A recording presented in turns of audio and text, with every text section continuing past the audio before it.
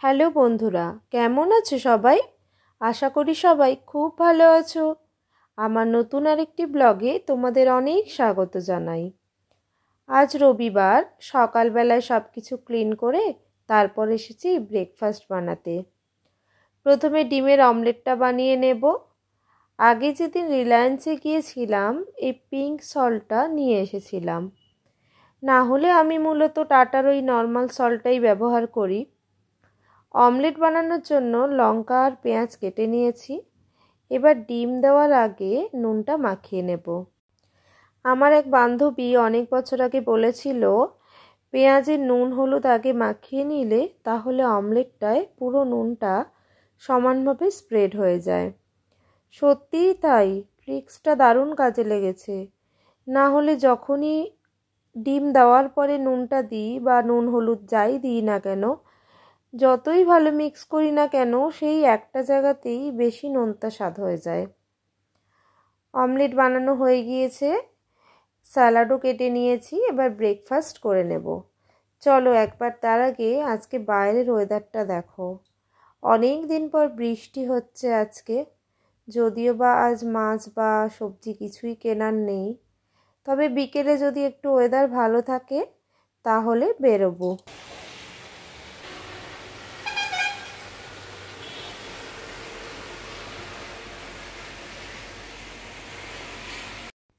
যতই হোক রবিবারটা একটু না বেরোলে মনটা কেমন যেন খারাপ হয়ে যায়। সারা সপ্তাহে কাজ করার এনার্জি পাই একটু রবিবারটা বাইরে বেরোলেই। আজ আর দুপুরে রান্না শেয়ার করিনি, এবার লাঞ্চ করে নেব। বেশি কিছু রান্না করিনি, পেঁপে দিয়ে পাতলা মসুর ডাল আর মাছের ঝাল। এখানে একদমই কাঁচা পেঁপে পাওয়া যায় না, শুধুমাত্র পাকা পেঁপে পাওয়া যায়। তাই সন্দীপ একজনের বাড়ির গাছ থেকে নিয়ে এসেছে। দেখো না, ওই পেঁপের সাথে বেশ কিছু জামরুলও নিয়ে এসেছে কাল যখন অফিস থেকে ফেরে। খুব মনে পড়ে মামা বাড়িতে একটা বড় গাছ ছিল জামরুলের। অনেক জামরুল হতো বেশ। ছোটবেলার দিনগুলো যেন কোথায় হারিয়ে গিয়েছে। চলো খেয়ে নিই এবার, তাহলে বিকেলে দেখা হচ্ছে একদম। এখন ওয়েদারটা বেশ ভালো আছে, ওই বিকেল 4:30 মতো বাজে। এখন আমরা রেডি হয়ে নিয়েছি। চলো দেখতে থাকো কোথায় যাচ্ছি আজকে। এতদিন যেরকম দেখেছো তার থেকে একটু অন্যরকম জায়গায় যাচ্ছি। করছো তুমি যেখানে নিজের মুখে আত্মপ্রকাশ করে দিলে যে আমি তোমার ভিডিও করছি, তখন করছিলাম না, তারপরে চালু করলাম।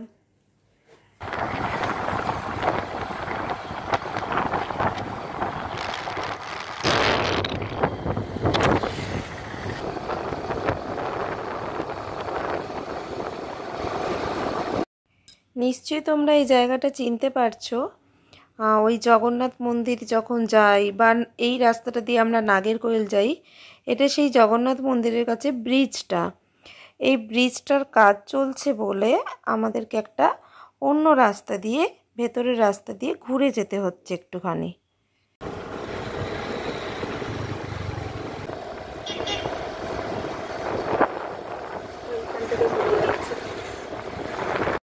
নাগেরকোয়েলে হিন্দু কলেজের গ্রাউন্ডে সামার এক্সিবিশন হচ্ছে।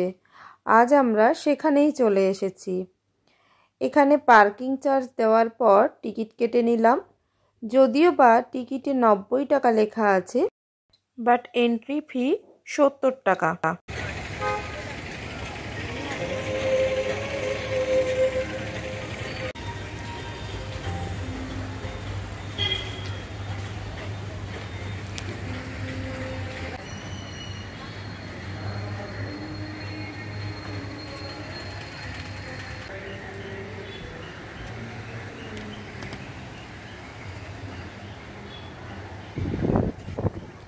এখানটা কি হাওয়া লাগছে দেখো, এই আম গাছটা দেখো।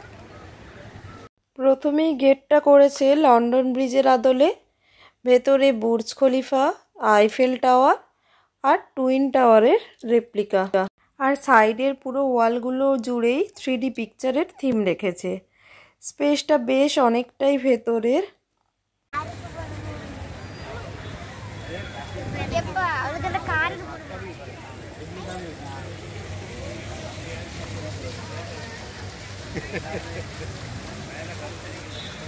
কি সুন্দর লাগছে দেখো উপরে এইটুকু ঘরটা।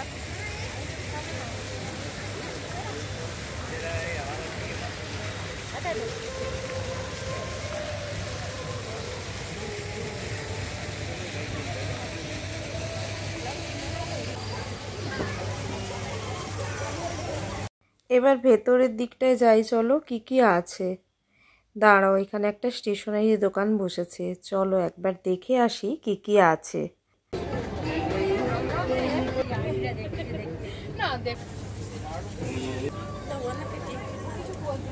আমি নিয়ে চলে এসেছি।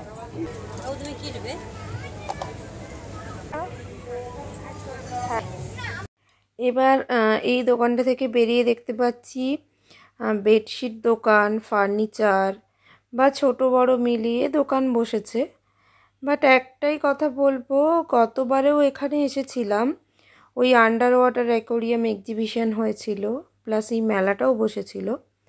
দুবারই সেম প্লেসে মেলা দেখার মানে আমার যে এক্সপিরিয়েন্স, সেক্ষেত্রে আমার মতে আমি বাড়ির কাছে যা যা মেলা এতদিন দেখেছি সব কিছুই একই রকম, কিন্তু সেখানে একটু বেশি স্টল থাকে।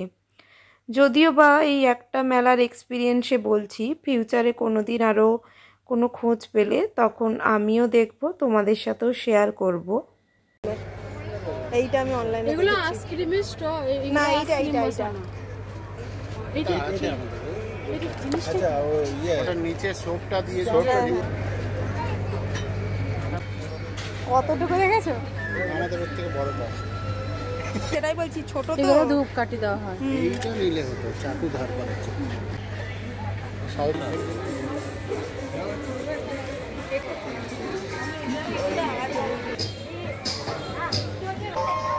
এই দেখো দেখো দেখো দেখো, এইটা ছবি তোলে কি সুন্দর। এটা আছে তারা ফটো তোলা ওলে বাবা, ওটা 4000।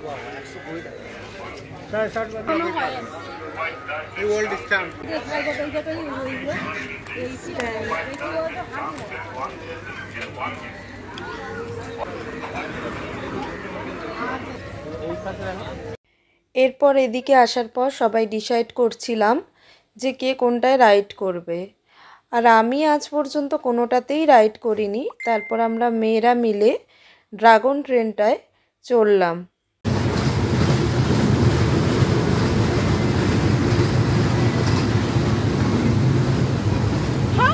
আর ছেলেরা মিলে এইটাতে রাইড করলো, যদিও ওটার নাম আমি জানি না, তোমরা কেউ জেনে থাকলে আমায় জানিও।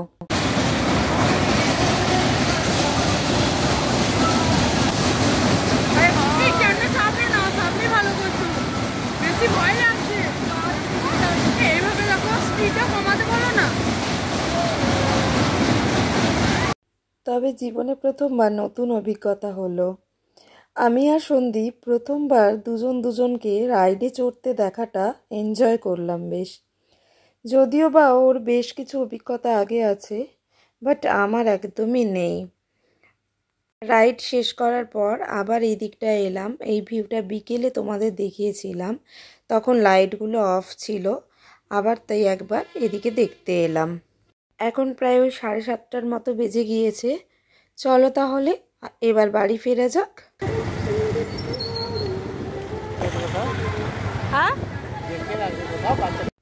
বাড়ি ফেরার পথে একটা রেস্টুরেন্টে এলাম। সকলের বাড়িতেই রাতের রান্না করা আছে, তাই সবাই রীতিমতো একটা গোল টেবিল বৈঠক বসিয়ে ফেলেছে কি খাওয়া যায় এরকম সময়। আমরা রেস্টুরেন্ট থেকে বেরিয়ে এসেছি, এবার বাড়ি যাব।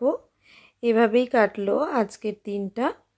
চলো তাহলে, সবাই খুব ভালো থেকো, সুস্থ থেকো, সাবধানে থেকো। ফেসবুক থেকে দেখলে আমার পেজটা ফলো করে দিও, আর ইউটিউব থেকে দেখলে চ্যানেলটা সাবস্ক্রাইব করে দিও। টাটা।